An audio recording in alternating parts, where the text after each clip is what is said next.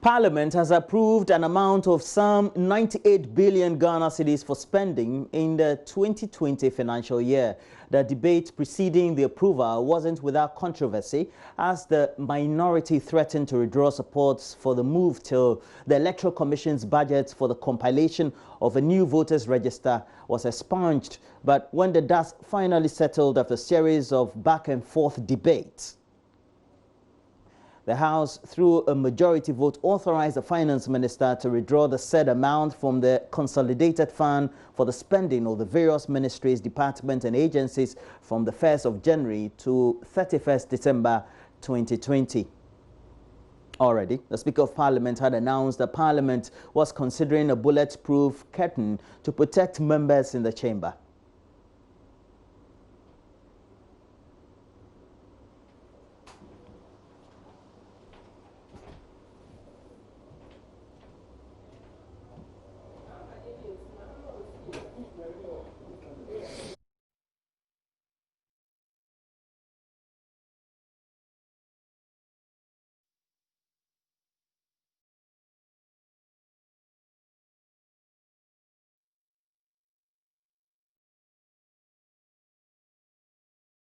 Of the Parliament House, infrastructure, fiscal and structural enhancement projects are ongoing, and progress can be obviously seen. Visitor Center is also expected to be completed early next year. It may interest members to know that the board is seriously considering a bulletproof glass curtain to slate the gallery for the utmost protection of members while in the chamber. Honorable members, as the House rises today, I would like to thank you all, particularly by supporting the deputies, the majority leader, the minority leader, and the entire leadership of the House for their unrelenting efforts to finalize businesses for this meeting. To the Parliamentary Service Board, the acting clerk to Parliament and staff for the Parliamentary Service, I register my gratitude to you for your remarkable services. Away from Parliament, former President John Dramani Mahama says he will scrap the 50% increase in the communication service tax introduced by government should he be voted to power. The increase in the CST from some 6 to 9% generated public backlash, with many calling on government to scrap the tax due to its effect both on the cost of living and on businesses. The former president also touched on the size of government. He assured he will reduce the size of government to ensure efficiency. Mr. Mahama said this during an encounter with the media on Monday evening. First two initiatives, I will abolish the 50% increase in communication services tax. It's a nuisance tax. Ghanaians are complaining about it. We need to encourage Ghanaians to be part of the digital economy, and therefore overtaxing use of data and telecommunications is not the way to go. So that's the first one. The second one, I will drastically reduce the size of government. We don't need 125 ministers. I'll work with far less ministers. I already told the president that he should sack 40 of his ministers and close their ministries. I mean, you don't need a senior minister, you don't need a minister for business development, you don't need a minister for monetary and evaluation, you don't need a minister for procurement when there are so many procurement infractions. So drastically reduce the size of government and reduce the size of ministers, reduce the size of ministries, and also reduce the expenditure that Ghanaians spend on the office of the president. And so those are the immediate things that I will do. The CSC will be one of 3 priorities when he assumes office. The other is education.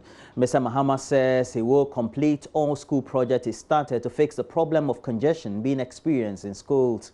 Meanwhile, he clarified his earlier statement about reviewing the free SHS policy, which government has interpreted as collapsing the program when he's voted into power. Review is to improve. Even the president, with the current implementation of free SHS, at a point in time, you need to review a policy and see if you are meeting the targets or not. And I believe that he can see that he's not meeting his targets. I mean, the congestion in the schools. I mean, recently a school went on demonstration because they say they can't take the congestion anymore. the reduction in contact. Where was this? Well, you are in the media. I'm sure if you Google, you'll find there's a school that demonstrated because they said they were over-congested and they couldn't take it anymore. I mean, the contact hours with teachers has gone down. I'm sure you've seen some of the media posts. There was a parent who said his child was moved from green to gold. They went to school. The first week was sports week. The second week was something. They started learning in about the third week. And after oh, you did. And by the fourth week, they said they should go back home. And they should come back in March or February or something. I mean, yeah, how are you going to expect a child like this with such few contact hours to be able to make it? And then aside from that, instead of improving the system, you go and buy past questions and distribute to children. This is the first government I've seen go buy past questions and distribute to children. And so when I say review, I mean to improve. And the first thing we'll do is to abolish the double track. We will fast track the completion of those schools, and we will spread out the children to some of the schools that are completed. There are a lot of projects that we started under the Secondary Educational Improvement Program. It's a World Bank project. And we're building additional dormitories and others. Those projects have all slowed. And so we'll fast track all those projects so that we can create more space in the schools for the children. Meanwhile, a communication officer for the National Democratic Congress, Sammy Gyamfi, is fighting off attempts by the police to investigate him over allegations of cybercrime leveled against him by the Jubilee House.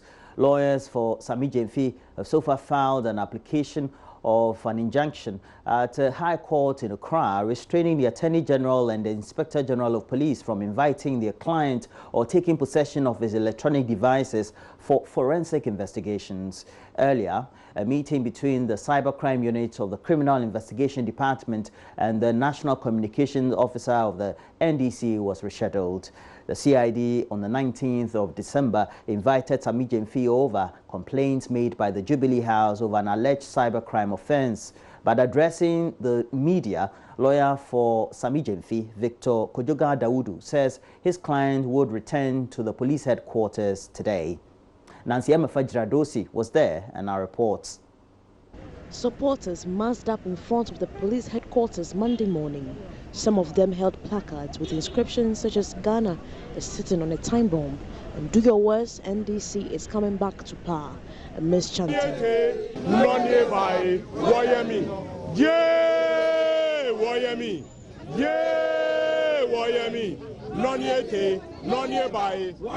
Around 10:35 a.m., some members of the NDC legal team and lawyer Victor Adawudu walked out of the premises of the police headquarters.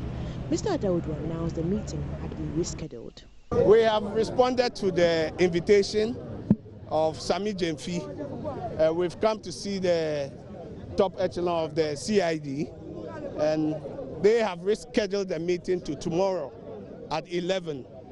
They said because of some few circumstances, they will not be able to have the meeting. But we suspect and we know that because the president is coming here today, they don't want us to be here. So we have also agreed graciously that we will meet them tomorrow. A few minutes later, the communications officer and the man being invited of allegations of cybercrime, Sammy Gyamfi, arrived. He told the supporters he was willing to honor every invitation by the police. A police if what to almost have frame say memebo omo hwehwe mu ho. Ye jemradi, ye hemrase, enti yabase ye beboa omo. So omo say omo ye busy ye betwen omo ye free a na yakọ na emwa omo pa free ha no ye de ama omo. Also present was the women's organizer of the NDC, Hannah Bisu, who described the president as intolerant and vindictive as she accused him of engaging in political witch hunting against the NDC. But it's political, it's witch hunting, it's vindictive. The president is an oppressor. What is matter to Ghanaians, the only thing that he's delivering so well, he has to oppress, prosecute, if not to persecute his political opponent. That's exactly what it is. There's no 1, 2, 3 way about it. That is it. President Nana Addo is very vindictive. He's intolerant. He cannot tolerate different ideas, different opinions. He can't. He doesn't tolerate multi-party democracy, the very democracy that brought him to the seat of government. He came with a ballot in one hand and then with a gun in another, because he's not leading, he's ruling.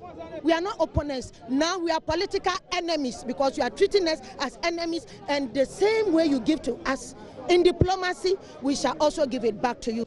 Sammy James is expected to appear at the police CID headquarters on Tuesday morning. In other news, the coalition of aggrieved customers of gold dealership firm Men's Gold are demanding the defunct gold dealership firm pays all customers in full before the end of the year. It comes as officials of the company release a payment schedule indicating all arrears to customers would be paid within 3 years. But the customers have expressed skepticism about the defunct firm's payment schedule announced last week. Speaking at a press briefing in Accra, Chairman of the aggrieved customers, Timothy Benop, demanded Men's Gold withdraws the current payment structure before the end of the year. JoyNews' Henry Kwesibedu has more in the following reports. Choboy! Choboy! Our money! Our money! Yesika! The aggrieved customers clad in red bands were fired up. Well, their reasons, Men's Gold on December 15 asked leadership of customers group to solicit inputs from disgruntled members aimed at working on modalities to pay back its investors. This was followed last week by a payment schedule and formula to pay customers from December 27 within a period of 3 years. The group describes the plan as bleak. Namuan's mode and payment plan that came out is a fallacy to us. It's untrue. We don't trust it. That payment plan has no timelines. If he says he's going to pay on 27th, when is he ending it? And when is he paying the rest of the customers? Namuan said he's going to pay us within 3 years. We have already spent 1 year in the house. When you add that 1 year to the 3 years, almost 5 years. It is very bad. It is wickedness. It is heartless. What we are seeking to do today is to tell Nana Appiah that the payment plan that he brought out is just a sham. They, however, want a transparent payment roadmap drawn and demand all customers are paid by end of year. Men's Gold should meet customers' leadership and disclose the total number of validated customers and the cash at hand, and pay all customers on 27th December. Men's Gold should reach an agreement with leadership and pay the cash at hand to every customer who went through the validation, so that every customer will receive a part of their principal investment before Christmas 2019. We are not accepting the 3 years. We should review the payment plan. Every customer is a customer. If Namuan is paying, he should pay everyone at the first stance of the payment, 27th. That is what we expect from him. So he has refused to meet customers' leadership because he has already decided that he will bring anything at all for us. We are not children. Just that we didn't want to mind him. We have given him time because we know what business is. Now, we are fed up with him. For any reason, we'll make sure that we'll go after him for our money. We are petitioning him today as well. And we want him to go by the petition. He should review his payment plan, make sure that all customers are captured. And payment starts on the 27th, as he said. And he said his lawyer has already come, brought out a disclaimer that he doesn't have any capacity to do what? To handle the situation or to pay customers. If he tells us that it is a third party that is going to pay, he should let us know who is that third party. We want all customers paid. We want to know that a third party. We want all customers paid across board. And we also want to know that third party. And we want leadership to be part of the payment. Other aggrieved customers spoke to JoyNews registering their displeasure. He knows after validation, customers are anxious to hear from him. So he will just bring something out to appease customers. But this is not what we wanted. And this is not the promise and the agreement we had with him on the 10th of September. He told us that after validation, he will meet leadership and then sit down with us, take our input, and factor all those things into the payment plan and the models of payment. All of a sudden, you didn't contact us. We wrote to you on several occasions. I sent a letter to NAM1's office on twice occasions. Okay? You didn't reply the letter, and then you just came out to say you are paying. You after validation, we don't know the number of customers validated. We don't know the amount at hand. And then you say, I'm going to pay those who invested in September and those who have not received dividends before.